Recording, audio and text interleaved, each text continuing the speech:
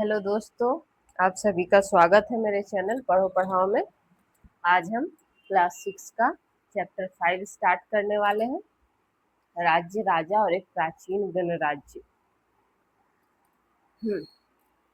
तो हमारा जो टॉपिक है, इसमें हम इतिहास पढ़ रहे हैं, जिसमें हम लोग राज्य, राजा और गणराज्य के बारे में पढ़ते हैं। मतलब एक राज्य कैसे बना, एक देश कैसे बनता है, उसके बारे में पढ़ रहे हैं। तो सबसे पहले राजा बनते कैसे थे पुराने समय में, प्राचीन समय में, हमारे इतिहास में राजा कैसे बनते थे, इसे समझते हैं। राजा बनते कैसे थे? तो कुछ लोग जो है, पुराने समय में 50 वर्षों से मतदान हमारे यहाँ स्टार्ट हुआ है। अभी रिसेंट 50 वर्षों से स्टार्ट हुआ है आजादी के बाद से। लेकिन लगभग 3000 वर्ष पूर्व पुराने समय में यज्ञ किए जाते थे, बड़े बड़े प्रतिष्ठान किए जाते थे। एक ऐसा ही इसमें यज्ञ होता था जिसका नाम था अश्वमेध यज्ञ, जिसके बारे में हमने रामायण में जरूर सुना होगा। तो अश्वमेध यज्ञ जो होता था, इसमें किसी घोड़े को राजा के लोगों के संरक्षण में स्वतंत्र विचरण के लिए छोड़ दिया जाता था। मतलब स्वतंत्र रूप से छोड़ दिया जाता था कि वो जहां तक जा सकता, जहां तक घास चरने के लिए जा सकता, वहां तक उसको छोड़ दिया जाता था। अगर इस घोड़े को किसी दूसरे राजा ने रोक लिया तो उसे अश्वमेध यज्ञ करने वाले राजा से युद्ध करना पड़ता था। लेकिन यदि उन्होंने घोड़े को बिना रोके जाने दिया तो इसका अर्थ होता था कि अश्वमेध यज्ञ का आयोजन करने वाला राजा उनसे अधिक शक्तिशाली था। ऐसा होता था अश्वमेध यज्ञ। इसमें और क्या होता था कि अश्वमेध यज्ञ का आयोजन करने वाला राजा जो था, वो एक बड़ा सा आयोजन करता था, जिसमें सभी राजाओं पुरोहित को बुलाया जाता था। बड़े बड़े पुरोहित भी इसमें शामिल होते थे, जो अच्छे खासे मंत्र उच्चारण के साथ इस यज्ञ को पूरा करते थे। उसके बाद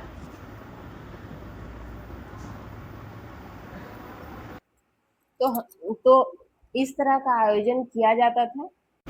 अश्वमेध यज्ञ करने वाला राजा जो अश्वमेध यज्ञ कर रहा है, उसे बहुत शक्तिशाली समझा जाता था।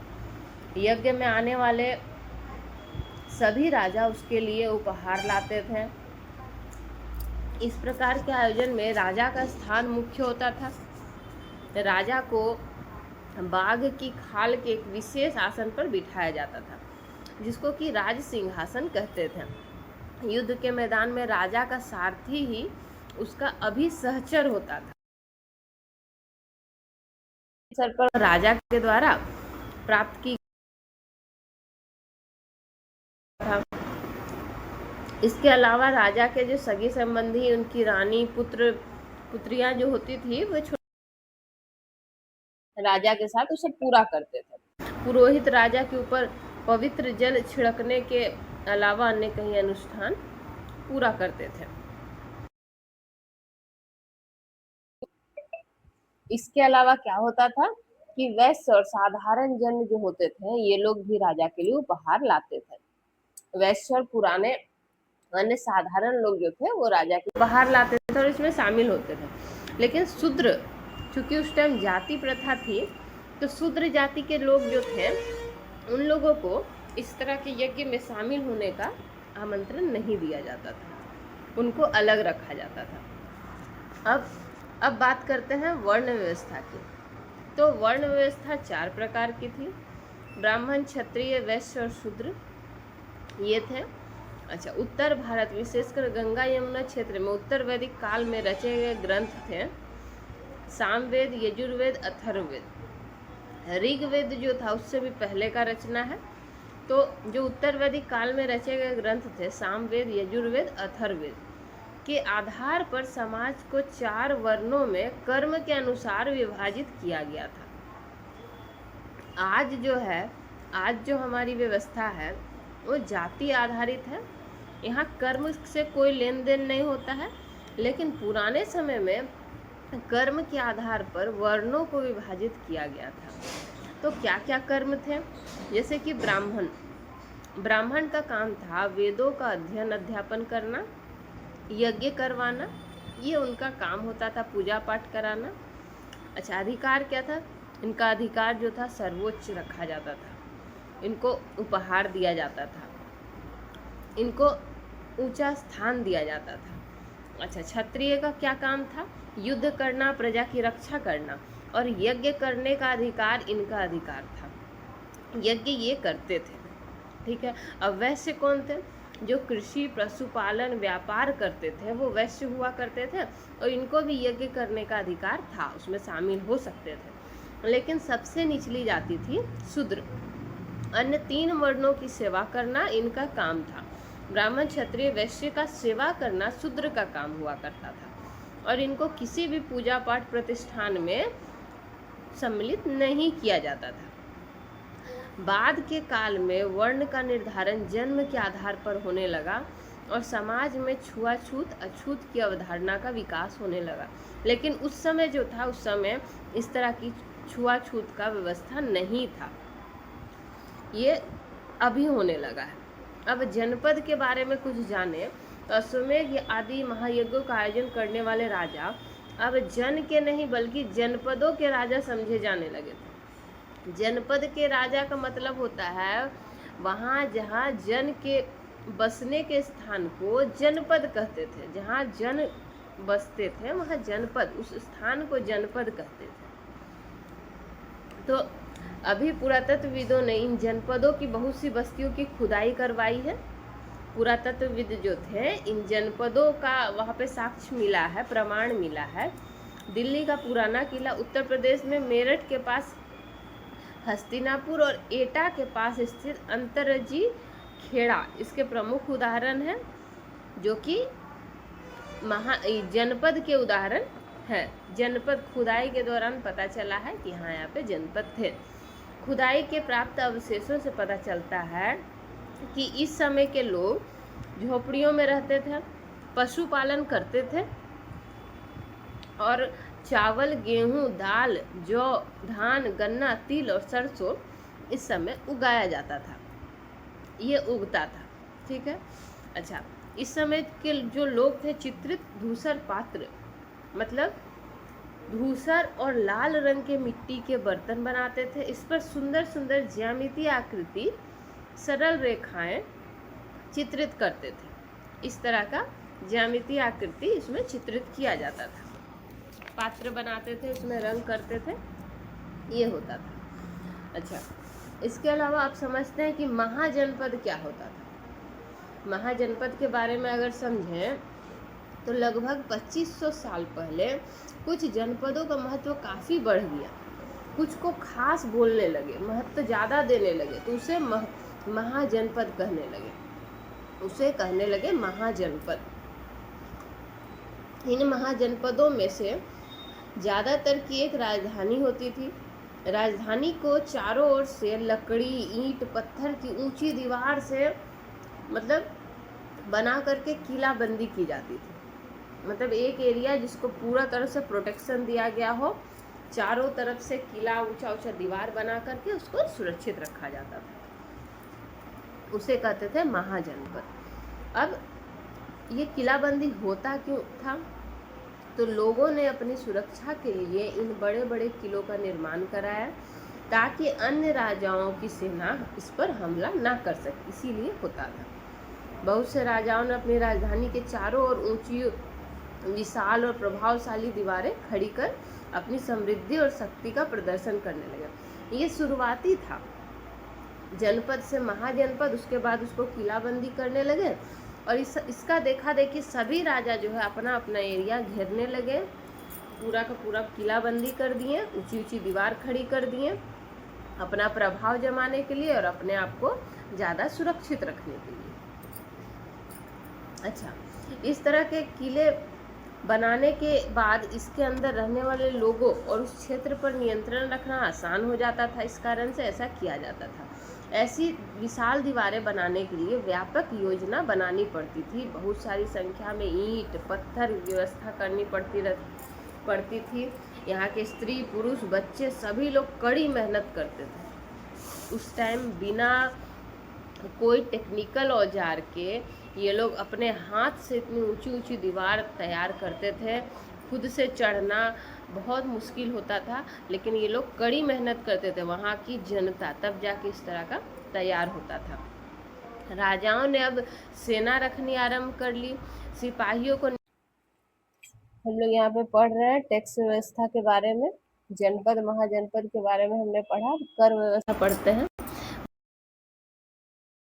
किलों के निर्माण में बड़ी सेनाओं की देख रेख और रख रखाव के लिए बड़े बड़े साधनों की आवश्यकता थी, जिसके लिए टैक्स जो है लेना कंपलसरी हो जाता था, टैक्स लेना जरूरी हो जाता था। और ये टैक्स जो है, जो जनता थी, आम जनता, वो पे करती थी, वो अपने कुछ सामान से या धन धान्य से पूरा करती थी। तो सबसे पहला टैक्स लिया जाता था कृषक वर्ग से, किसानों से। इसका सबसे पहला कृषक वर्ग जो था, ये सबसे महत्वपूर्ण था, क्योंकि ये उपज से लिया जाता था, जो भी खेती में उगता था उसके भाग से लिया जाता था। इसका जो टैक्स वसूला जाता था किसानों से, इसे कहते थे भाग। इस टैक्स को भाग कहते थे। उपज का 1/6 पार्ट जो है वो किसानों से लिया जाता था। मतलब अगर किसी ने 6 भाग उपजाया तो उसका 1 भाग राजा को देना पड़ता था। ये होता था 1/6 पार्ट। उसके बाद आता है कारीगर कर।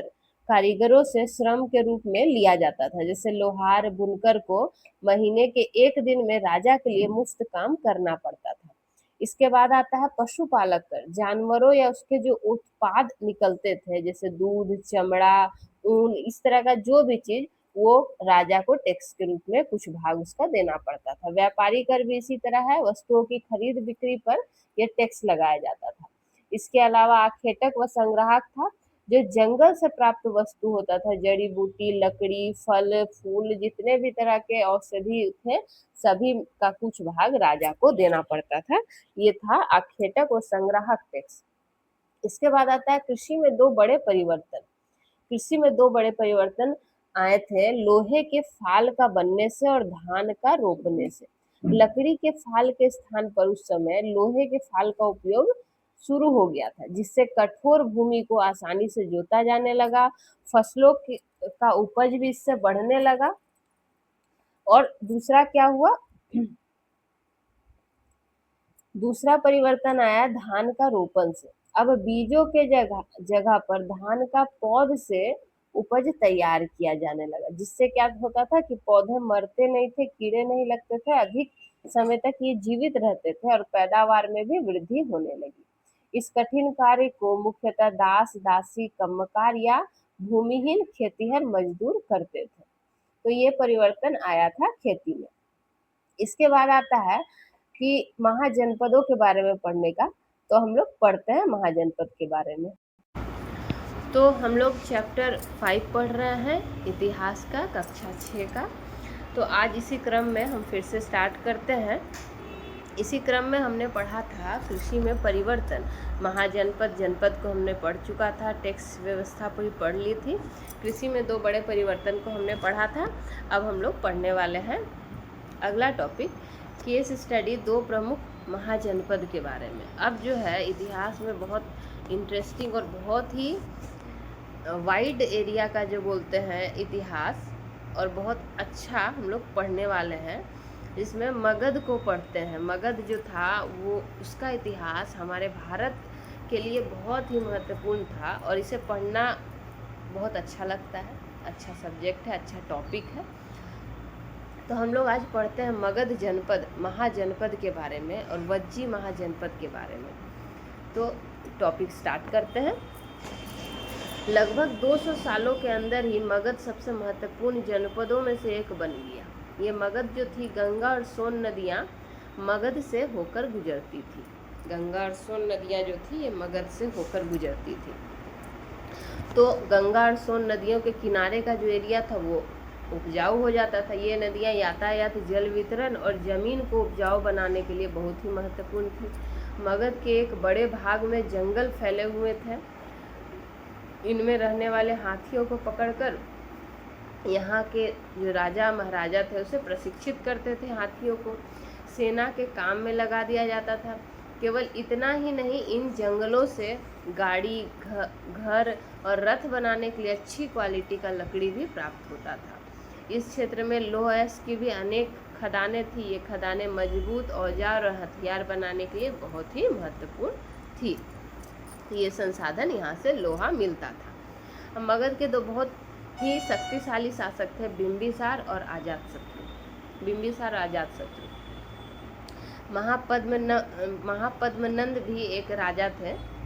अब इन राजाओं के बारे में विस्तार में तो हम आगे पढ़ेंगे। अभी हम क्लास 6 में हैं, तो जितना इसमें दिया हुआ है वो शॉर्ट में हम लोग पढ़ते हैं। तो मगध के दो शासक बहुत ही शक्तिशाली थे। अन्य जनपदों को जीतने के लिए इन्होंने हर संभव साधनों को अपनाया था। मगध का एक और महत्वपूर्ण शासक था महापद्मनंद। उन्होंने अपने जनपद को भारतीय उपमहाद्वीप के उत्तर पश्चिम भागों तक फैला लिया था। बिहार में स्थित राजगृह लंबे समय तक मगध की राजधानी बनी रही थी। बाद में पाटलिपुत्र को मगध की राजधानी बनाया गया था।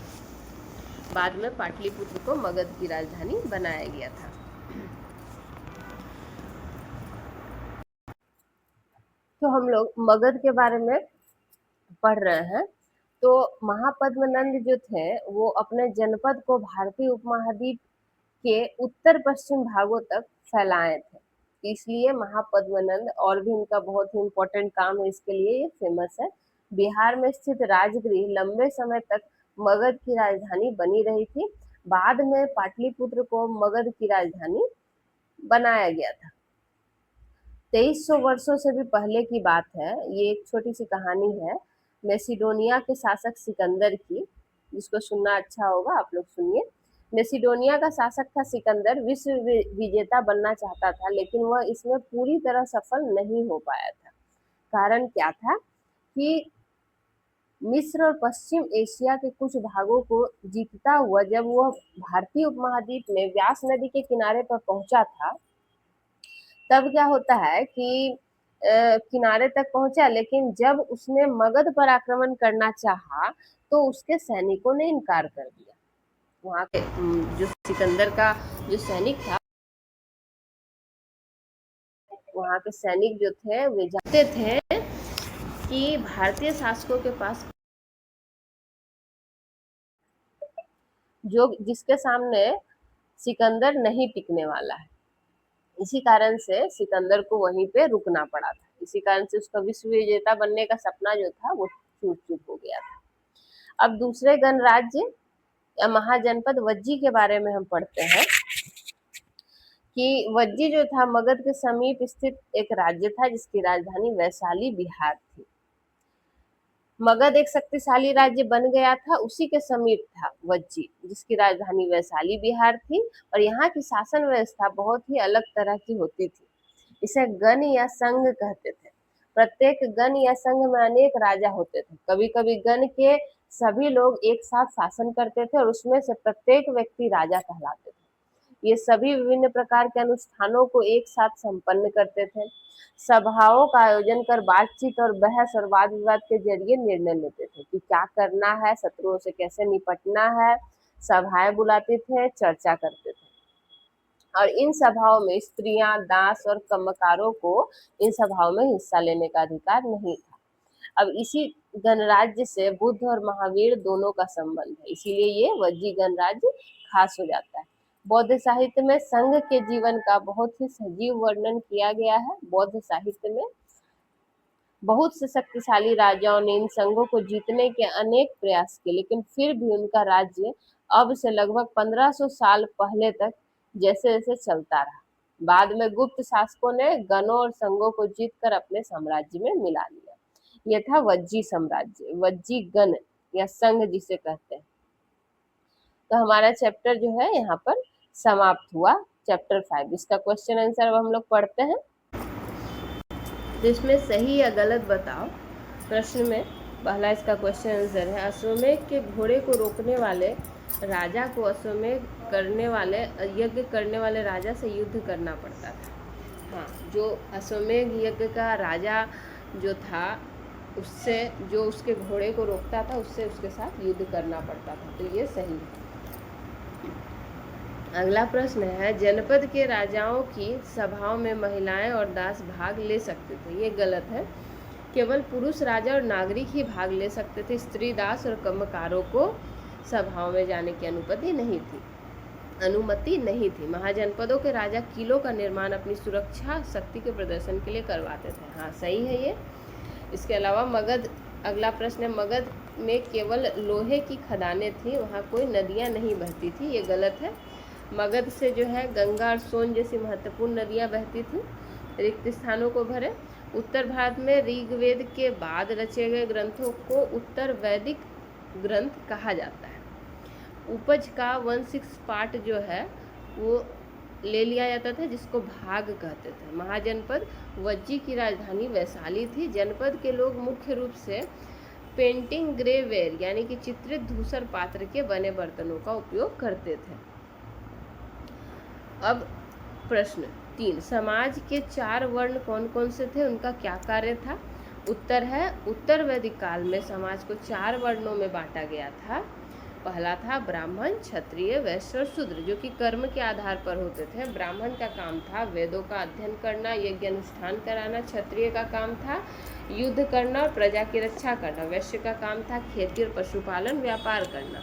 वहीं शूद्रों का काम था अन्य 3 वर्गों की सेवा करना। इनको यज्ञ करने का अधिकार नहीं था। अगला प्रश्न है,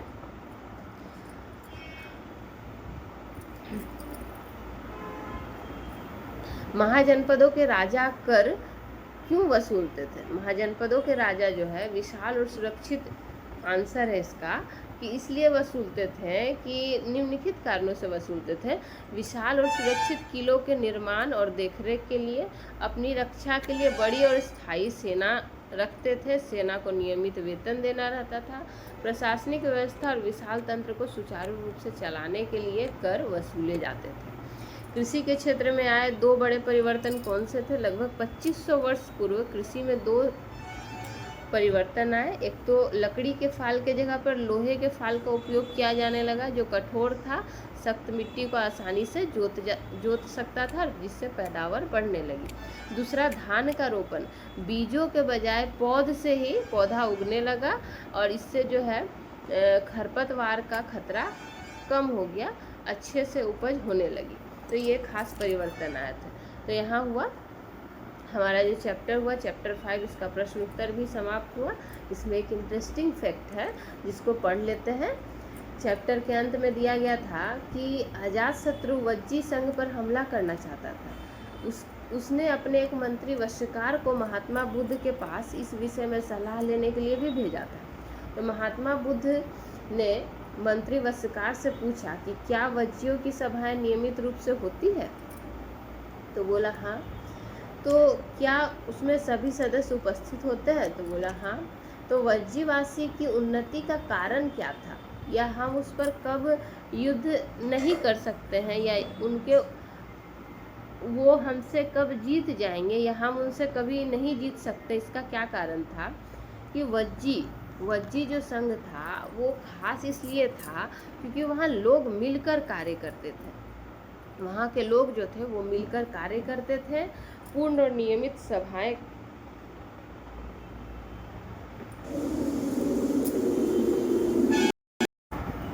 तो वज्जीवासी का कहानी जो था ये हमें ये शिक्षा देता है कि हमें परस्पर मिलकर कार्य करना चाहिए और अपने काम को डिसिप्लिन और सुचारू रूप से चलाना चाहिए, सभी का सम्मान करते हुए। हम अब अपने चैप्टर को, अपना क्लास 6 का चैप्टर 5 जो था इतिहास का, इसे अभी यहाँ पर समाप्त करते हैं। और अगले चैप्टर के लिए हम फिर मिलेंगे। तब तक के लिए धन्यवाद।